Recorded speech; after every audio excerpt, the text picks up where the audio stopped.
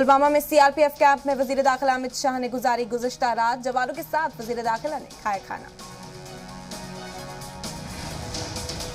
पुलवामा के CRPF camp में अमित शाह बोले, कश्मीर में तरक्की के नए दौर की शुरुआत, दहशतगर्दी के खिलाफ जीरो टॉलरेंस पॉलिसी।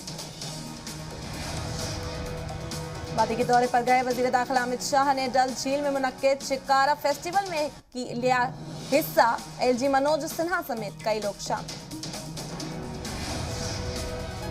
श्रीनगर की डल झील में रंगारंग प्रोग्राम। शिकारा फेस्टिवल में सकाफती प्रोग्राम का इनेकाद, खवातीन ने डांस से बांधा समा।